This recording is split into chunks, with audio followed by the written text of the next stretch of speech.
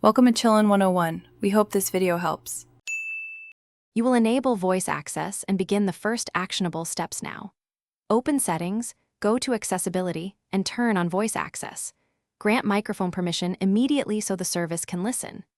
Next, pick your language and, if possible, download the offline voice model for faster responses and privacy.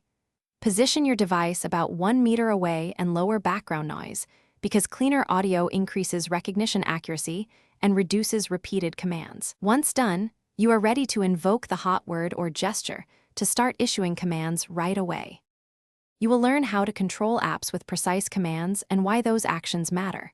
Once voice access is active, use direct phrases like open Gmail or scroll down to move quickly. These map to app intents and maintain context.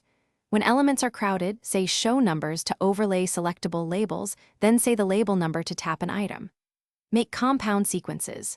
Say select line, wait for confirmation, then say copy. And finally, paste where needed, because chaining commands saves time and keeps focus.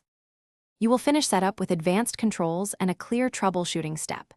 Explore custom commands and macros in voice access settings to automate repetitive workflows. This reduces manual steps and errors. Adjust sensitivity, punctuation mode, and the wake word to match your speaking style, because tuning improves reliability. If recognition fails, first restart voice access and toggle the microphone permission, then clear the app cache, retrain any personal voice model, or download an updated offline model.